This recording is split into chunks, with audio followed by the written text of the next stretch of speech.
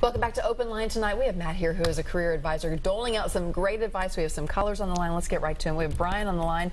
Brian, how are you this evening? Hello, good evening. Good this evening. is Brian. Yeah, what's your question? I just wanted to say that I got a job where I get to work out of my house, and I go into this by the airport. We own a building by the airport about once a week, and then I work out of my house and I make calls on businesses, mostly like in the Franklin, Bellevue, all in the country areas and stuff, sometimes like Lebanon. But, and I'm working about 35, 40 hours a week, and I feel I could probably do some more. I was wondering, I'm in the print specialty business. I don't know if you had any suggestions about, what I could do to even do more. That's interesting. I mean, it's a broad-based question. I mean, do you mean more selling like your own business? Well, not my own. Maybe like starting this problem is, I was thinking if I started a second job, I would lose focus on my first job, which, it's pretty good because I work out of my house mostly, and 2 days a week I spend on the road, and then 1 day of the week I spend in the office by the airport. I mean, we were talking a little off here. Yeah. I mean, I think, you're somebody that's probably pretty primed to say, hey, I've got a core selling skill set, which is invaluable and broadly transferable. The question is, can you use it to either run your own business, or can you use it to, I'm sure there's lots of folks who run businesses that would love to have an independent sales rep. I mean, heck, my wife and I run like a little event business, and we pay people all the time to go do sales and, for sponsorships and stuff. So, I mean, I look at somebody like that's got a core skill set, and I go, that's what I would do if I were you. If you can't make more money by working more at your own job, is there an opportunity to leverage that sales, and that way you're not selling. You probably don't want to compete. You're not probably going to go work for another somebody that does printing, but that's what I would do. That's what I would do. Brian, thank you very much for calling in. We hope that helps you out. We also have Tammy on the line. Tammy, good evening to you. What's your question? Good evening. I am currently a special ed teacher, and I've reached burnout. I am wanting to transfer my skills for the last 5 years into returning back to the business world. So my question is, how do I transfer the language, the lingo from education back into an area like information technology or this, that, and the other? Well, that's interesting. I mean, I think you see it. There's, it's sad, but it's absolutely something I've heard a lot of. Is like teachers who reach burnout. Totally understand. I don't know how they did it for a week, much less for a career. But I think you're spot on. If somebody was in the military, they would have the same question. When we've done this before, we get that same question: is how do they decipher what they do? And so the question, there's two layers, but I think there's absolutely a decipher to kind of the soft skill stuff, like communications and patience and articulating and explaining. I mean, that's exactly what a lot of companies need. Even if it's like a sales rep, the ability to communicate a point and get somebody else to understand it is a skill. I mean, I think you're absolutely right. But as you think about like information technology, there's still the hard side of the skill set. So I mean, like if I was somebody like you that said, hey, I'm just going to go do something completely different, I'd go to like Nashville Software School. It's like a 12 or 13 week, it's a fairly affordable program where you learn like coding skills, so you can kind of layer those together. The only example I would say that would be, you wouldn't have to do this thing like help desk. Like I remember Dell back in the day would have a bunch of help desk folks that was more about communication, and they would teach you the technical side of it. But the reality of it is, I've never worked on a job as a recruiter, and I've worked on thousands of jobs that said, hey, I'm looking for somebody that's a teacher. So I think part of this is probably getting online. I'm sure there's oodles and oodles of forums where it says, I was once a teacher, and what should I do with it? Right. I've got a friend who used to be a teacher. She burned out, and she got into sales, but it was selling to the educational market. Like textbooks. Yeah, exactly. Software now, that sort of thing. It's kind of now like books on iPods or iPads. So I would, if I were you, I'd wake up and just go, hey, I'm going to go research examples of what other people have done. I've been burnout teachers, because I'm sure there's millions and millions of teachers who've burned out over the years. And what have been some of their exit strategies, and how do they do that? I mean, I'm assuming you have the summers off, so how are you using this time now to both network to find another job, but also infill some of the skills gaps?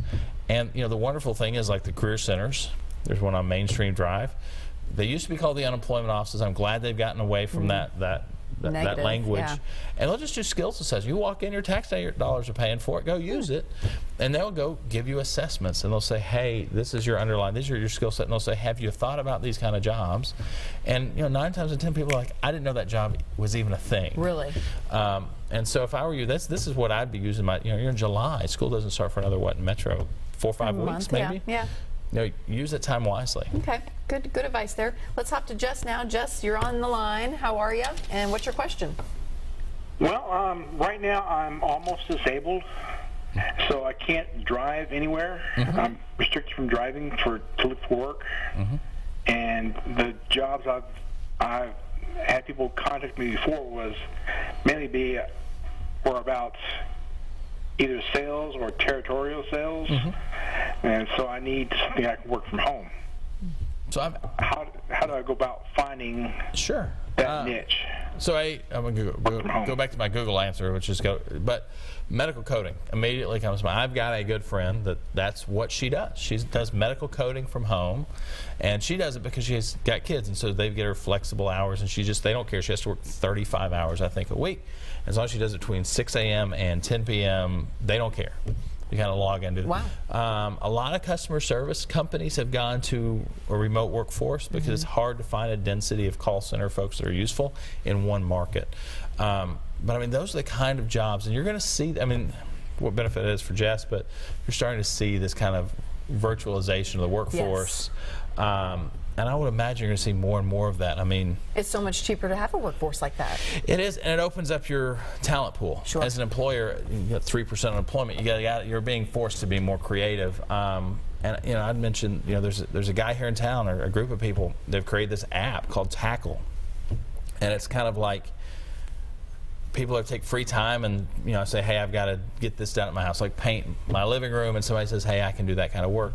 I'm apt to think that there's got to be an equivalent app for somebody who's like, I can only work from home, and I'm going to plug into this app like Uber. I mean, everything's Uber for this. Tackling is like Uber for chores, but there's going to have to be an Uber for an app that does that for work at home only focused people. But it's going to be a call center. Like I know customer service for a lot of the resorts use remote only workforces. So I would think there's probably some answer that looks like that. I mean, it's not going to be, you probably aren't going to be managing teams and making $1 million, but if you're feeding yourself and working from home, I think there's a lot more of that now. Yeah. Okay. Let's talk about, Jess, thank you for your call. Best of luck in your search. Let's talk about once you have that offer in hand, or you start negotiating that job. What about the salary? Whew. So people get weird about that. Yes. Two times I find. When they apply and it says, hey, I need salary history required. Yes. Okay, so boy, there's about 18 different ways that people get weird about that. At some point, you have a number. And I think there's two concerns.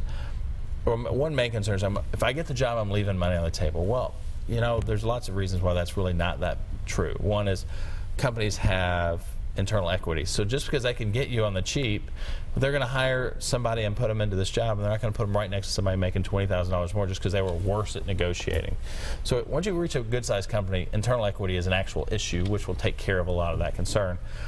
But I also just answer it in a pay band. And I've gotten to where I'll ask people and say, you're going to ask salary history. You can answer that question back with, for this role, my expectations are between $55,000 and $70,000 plus benefit, depending on benefits and bonus. You're kind of sort of answering the question. You're actually answering the question. Wiggle room. You're answering the question the employer's trying to get at is how much you are or willing to make. So at negotiation, I mean, I really don't think at the very end it should be, that should have been discovered. It should never be like a surprise. You've gone through 8 interviews, and all of a sudden you're at the finish line like, oh, I didn't know this paid $30,000 a year. This is a waste of my time. I never would have. But you can figure, I mean, salary.com, I'd give you kind of some broad boundaries as far as what the role is worth. If you're in an industry, you know what you're worth. I mean, that's the other thing is it's not like, oh, I'm making $50,000 a year, and there's some other company across town that's paying $80,000 for the exact same job. Well, probably not. I mean, that's just the reality of how there's a bunch of market studies around. There's a whole profession around comp studies that say, hey, what is the market rate of this? But at the end of the day, I mean, I do give you, I expect candidates to take at least an effort at talking me up. Now, I will say no 90% of the time. I say, hey, I appreciate it. This is where we are, and it's kind of a take it or leave it deal. But then also, if it's somebody I really want, I probably will entertain the conversation. And yeah, they can probably haggle me up 5% or 10% at best. You as a job seeker, you've got to see what that's worth to you. If you already have a job you kind of sort of already like, well, then go ahead. You've got bravado. What do you have to lose? But if you're like, you know, I've got to get this job to pay my bills this month, and are you really worried about whether they're going to pay $3,000 more? Is that your issue? No, you probably say, hey, I appreciate it, and I'm looking forward to proving that I'm worth more. That's a great answer. Or, hey, it's 6 months, can we do a compensation review or something? But I just think, I mean, the compensation thing, I mean, I think we all grew up not talking about money and politics. Yes, and it's just uncomfortable for people. And you always feel like someone's out to mess with you or get the better deal. Listen, that's just part of the deal. Now, if you're in sales, I would say, I remember I've known sales, I've read a lot of sales folks that go, we get through the whole process and we offer a sales job to this person. If they don't haggle back, that's a sign they're important. But that's a specific thing to sales.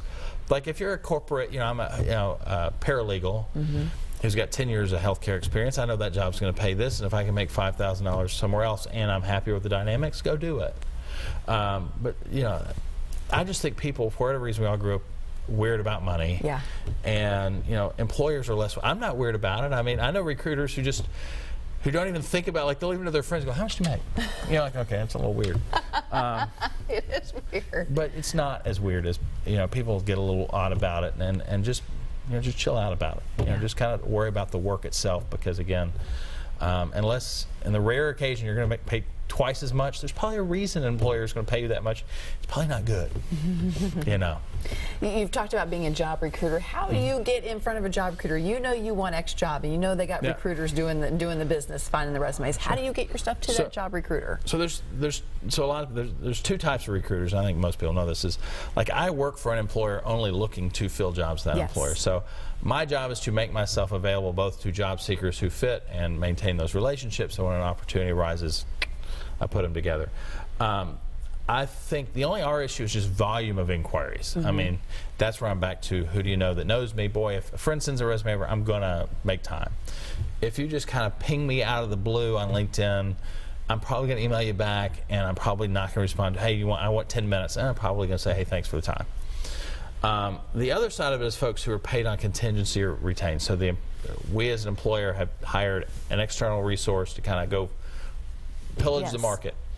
A lot of job seekers get frustrated with those folks, and I don't think it's right, because they get paid by their employer. Their motivation is they get paid literally and feed their family when they can fill a job. They're not there as career coaches. Sure. And I think that's where job seekers really get irritated. Oh, well, that recruiter didn't return my phone call and I followed up to them. I'm like, they don't have time, and they get paid specifically to focus their energy to go find the person the employer's paying them for. So I mean, it's very much the answer I'd give is, your best bet is to find somebody who knows them. And I mean, it's as big as Nashville is, it's really not that big. You segment it down to industry, and if you know 10 people, you probably are one person away from 90% of the folks that you want to meet. You know, it's just making the effort. Yeah. So. Yeah. Okay, we're going to take another quick break. Thank you for your phone calls this segment. Keep them coming. We still have another big segment coming up. So if you have a question about finding a job, getting a better one, what should you be being paid, how do you get that next big pay raise, go ahead and give us a call right now on the break. We'll get you lined up. We'll get those questions answered. Stay with us.